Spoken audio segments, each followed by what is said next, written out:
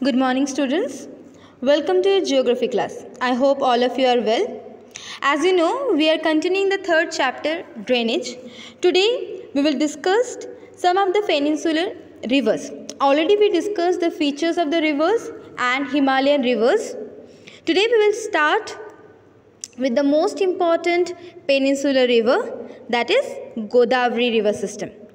Now, as you can see, Godavari is the largest peninsular river.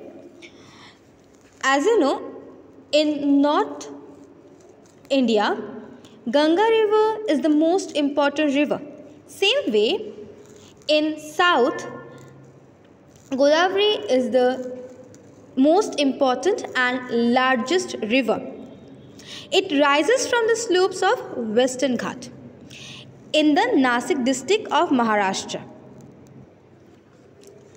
So as you can see the origin, that it rises from the slopes of Western Ghat in the Nasik district of Maharashtra. If you see the map,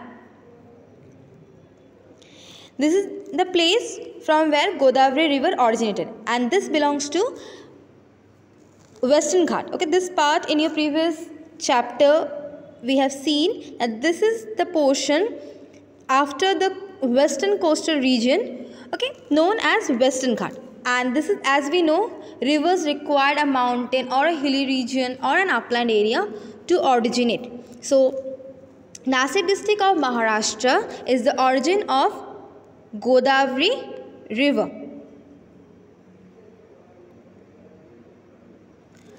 Now, the length of this river. Now, of course, Godavari river as well is a non-perennial river. It's not a perennial river. So, this river as well do not contain a huge amount of water throughout the year. Okay, it does not contain a huge amount of water throughout the year because it's a non-perennial river. During only monsoon, this river carries a huge amount of water with sleet and alluvium. Okay. So the length of this river is not huge. Its length is only 1,500 km. But among other peninsular rivers, this is the largest river. So that's why Godavari river is known or compared with Ganga, as Ganga river is having 2,500 km length. Godavari is also having 1,500 km length, which is of course much shorter than Ganga, but compared to the other rivers in peninsular region, this is the longest one. Now it drains into Bay of Bengal. I already discussed this in your class that most of the Indian rivers are eastern flowing and they all merge with Bay of Bengal. There are very few rivers in India, they are western flowing. So Godavari is one of the eastern flowing river of peninsular region and it merged with Bay of Bengal. Its drainage basin is also largest amongst the peninsular river. If you see the total Godavari river system, you will get to see it is long compared to any other river system. So automatically it will also cover a large part of the peninsular region. So what are the states through which Godavari river passes? Now the parts of Maharashtra, and as it is mentioned, about 50%. So half of the Maharashtra as a state covered by Godavari river. Then we have Madhya Pradesh, Orissa, Andhra Pradesh. So these are the major states of India where we have Godavari river or Godavari river system. It includes Maharashtra first because 50% of Maharashtra is covered by this river. Then we have Madhya Pradesh, Orissa and Andhra Pradesh. Now, as we have seen, Himalayan rivers, they are having so many tributaries. Same way, Godavari as well having numbers of tributaries to join, such as Purna, Vardha, Parnita, Manjira, Venganga and Penganga. These are very important tributaries which merge with Godavari river system, and including these tributaries as well, Godavari river expand in a large area. It's not possible for the Godavari main river itself to expand in a large area, but with the help of these tributaries like Purna, Vardha, Parhita, Manjira, Venganga and Penganga, Godavari river spreaded so many states. Now the last three tributaries are very large, as you can see. Now it means Manjira, Venganga and Penganga. These tributaries are compared to other tributaries are large, means long. Now because of its length and its area it's covered, it's also known as Dakshin Ganga. It's an important thing. Now according to the length, according to the area covered by whole Godavari river system including tributaries, from and of course from origin to where it's going to merge, it means river mouth, from origin to river mouth where it's going to merge with Bay of Bengal, including all these features, Godavari river system is compared with Ganga, and this is known as Dakshin Ganga because there is no other river system in peninsular region or in south of our country is like Ganga river system. As we know, the largest river system of our country is Ganga river system, and in peninsular region Godavari is similar like Ganga river system. Of course the length is, there is a huge gap between the length of Ganga and Godavari, but the way it's spread all over the peninsular region and maximum states it covered by Godavari river, so we call Godavari river as Dakshin Ganga, and it is also a holy river of peninsular region, same like Ganga. Ganga is a holy river of a country, especially in north. Same way Godavari as well is a holy river in peninsular region. Okay. Next river, if you see, we have Mahanadi river basin. So after Godavari, next thing we have is Mahanadi river, which rises in highlands of Chhattisgarh. It flows to Orissa to reach the Bay of Bengal. If you see the map, this is the area of Mahanadi river. Okay, this is a place where we have Mahanadi river. So if you see, Mahanadi is also originated from the peninsular region, and it merged with Bay of Bengal. It is also an eastern flowing river. So Mahanadi rises in the highlands of Chhattisgarh. Godavari rises from Western Ghat. In the first topic of peninsular region, as it is mentioned, the main water divide in peninsular India formed by Western Ghat, which runs from north to south. So it's as I said, that it's not that all the peninsular rivers are originated from Western Ghat. There are some rivers which is originated from Western Ghat. Mahanadi is not one of them. Mahanadi is basically originated from the highlands or uplands of Chhattisgarh region and flow through Orissa to reach Bay of Bengal. As you know, Mahanadi is a very important river in Orissa. The length of this river is very small, which is only 860 kilometer. Okay, so Mahanadi river length is very small. It is only 860 kilometer. Its drainage basin is shared by Maharashtra, Chhattisgarh, Jharkhand and Orissa. So maybe length is very short, but this Mahanadi river covered some states of India, which is include Maharashtra, Chhattisgarh, Jharkhand and Orissa. Okay, so as you have seen, Godavari river basin covered so many states of India. Same goes for Mahanadi as well.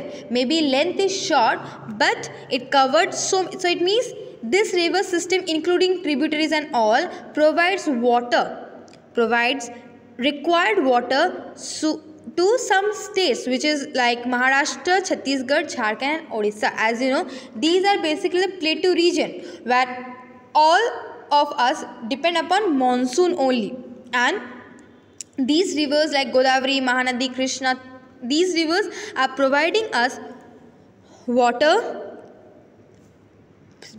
mainly in monsoon, and rest of the year as well. These rivers are containing some amount of water, or it maintains the groundwater level as well. So after Mahanadi, the next important river basin we have is Krishna river basin. Okay, now Krishna river rises from the spring near Mahabaleshwar, and Mahabaleshwar belongs to Maharashtra. Okay, so Krishna river is also originated from spring near Mahabaleshwar. It means it's also originated from Western Ghat, and the state name is Maharashtra. If you see the map, see here, from the same region only, Krishna river also originated. It is only Western Ghat. Specific place is Mahabaleshwar in Maharashtra.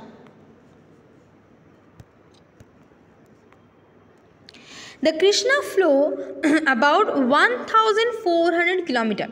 So after Godavari, next longest river of peninsular region is Krishna river, which is 1400 km, and of course it is also a eastern flowing river, so it merged with Bay of Bengal. Like other peninsular river, Krishna river as well merged with Bay of Bengal because it's an eastern flowing river. Now what are the tributaries of this Krishna river? Now like Godavari and other rivers, this Krishna river is also having some important tributaries, and they are Tungabhadra, Koyna, Ghatpurba. So Tungabhadra, Koyna, Ghatpurba, Mushi and the Bhima. So 1, 2, 3, 4, 5. Total 5 tributaries. Krishna river basin is having 5 total tributaries. They are Tungabhadra, Koyna, Ghatpurba, Mushi and Bhima. Now all these tributaries as well are very much important because these tributaries are also providing water and other necessary things to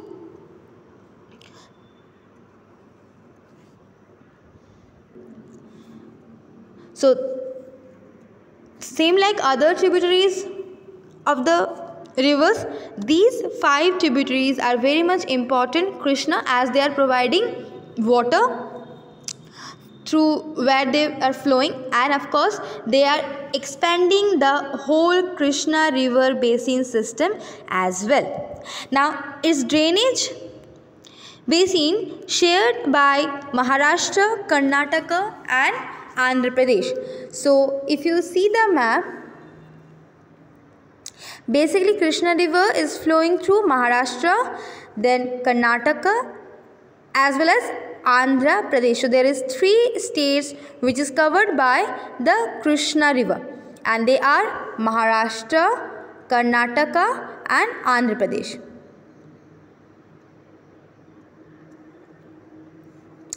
So after Godavari, Krishna river is the longest river system in peninsular region. Now the last river system which we are going to discuss is Kaveri river system or Kaveri basin. Now the Kaveri river as well rises in Brahmagiri range of the Western Ghats. So see, Godavari, Krishna, Kaveri, these 3 main rivers and as well as some of their tributaries as well originated from Western Ghat. So we have seen now when we are talking about the Himalayan mountain range, we know that Himalayan mountain range rivers means all the rivers are going to originate from the Himalayan mountain. Same here we have in peninsular region, most of the rivers as well as some of their tributaries are originated from Western Ghat, because during this monsoon, Western Ghats are having huge amount of rainfall as monsoon enters India and divided into two parts. So the southwestern part of monsoon is carrying a huge amount of moisture, and because we have Western Ghats, so when it tries to enters India, it collides with Western Ghats and having a huge amount of rainfall. So due to this huge amount of rainfall during monsoon season, it is possible, and of course in Western Ghat we have a good slope. Okay, so due to these features, we have most of the peninsular rivers originated from Western Ghat only. So the Kaveri river rises in Brahmagiri range of the Western Ghats and it reaches the Bay of Bengal in south of Kudalur in Tamil Nadu. So if you see the map, see Kaveri belongs to this very southern part of India. It also rises from Western Ghat, but it merged with Bay of Bengal here in Tamil Nadu.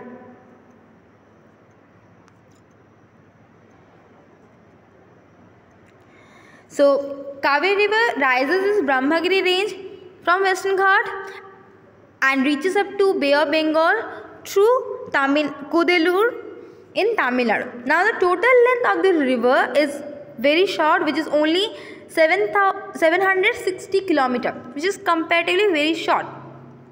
But still it's providing water and other necessary depositional activity to the local area or the nearby areas of this river system. Its main tributaries are Amaravati, Bhavani, Himavati and Kabani. Okay. These are some important tributaries of Kaveri river basin. Now first of all is Amaravati, Bhavani, Himavati and Kabani. Maybe the length of this river system is short, but it also having some tributaries, and these tributaries are as important because together the main river and tributaries expand itself and providing all the necessary water and other depositional activity to the nearby riverbank area. So as we know, rivers are very important for our agriculture purpose and of course in our daily life. So no matter what is the length of the river, it is important for us. So Kaveri river basin is very short, which is only 760 km, but including tributaries like Amaravati, Bhavani and Himavati and of course Kabani, Kaveri basin is also important. This basin drains parts to Karnataka, Kerala and Tamil Nadu. So you can see this river basin is covering 3 states of India. It is Karnataka, Kerala and Tamil Nadu. And this river basin is important in these 3 states equally because as I said, river systems are providing all the necessary water and of course the depositional activities. So we discussed 4 important peninsular river system today. We discussed about Godavari river system and it is the largest peninsular river of India. It's also formed from Western Ghat. And it's covering so many states of India like Maharashtra, Madhya Pradesh, Orissa, Andhra Pradesh. Then we discussed about Mahanadi basin, which is originated from upland area of Chhattisgarh. It is also an eastern flowing river and merged with Bay of Bengal. It covers Maharashtra, Chhattisgarh, Jharkhand and Orissa. Then we discussed about Krishna river. After Godavari, Krishna is one of the important peninsular river. It's having total 5 tributaries, which is equally important. This whole Krishna basin system is covering Maharashtra, Karnataka and Andhra Pradesh. Lastly, today we discussed about Kaveri basin or Kaveri river system. This is also originated from Western Ghat and this covered Karnataka, Kerala and Tamil Nadu. These are some states which is covered by Kaveri basin. So you can see the way Himalayan rivers are covering all the northern states of India. Same way, peninsular rivers of India is covering all the peninsular states or southern states of India.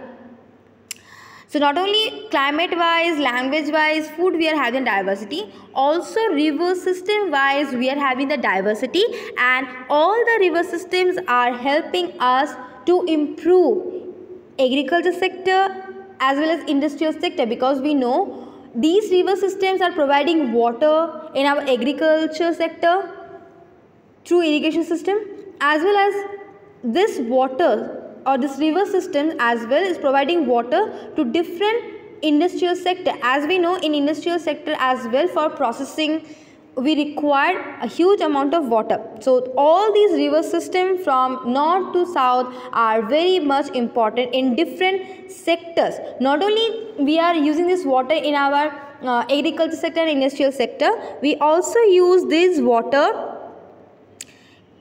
in our daily life. Okay, so for our daily purposes also this river system is important.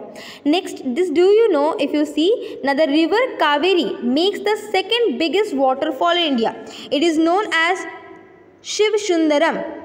The fall supplies hydroelectricity power to Mysore, Bangalore and Kolar Goldfield. So if you can see, this do you know is mentioned in your textbook. So Kaveri River is creating Shiv Sundaram waterfall, which provides hydroelectricity to Mysore and Bangalore, and of course the Kolar Goldfield. As you know, electricity is very important, and most of the electricity we have in India is hydroelectricity. Some of course thermal electricity is also there, but close to river basin areas we are having hydroelectricity. So the waterfall which is created by Kaveri river, which is known as Shiv Sundaram, this is important because it's creating hydroelectricity power and it's providing to some areas like Mysore, Bangalore and Kolar. So hopefully today's video helps you to understand the peninsular river system and how they are working, why they are important. So thank you students, thank you for watching today's video, and the rest part of this chapter we will discuss with you all in your next class. Thank you students, thank you for watching today's video.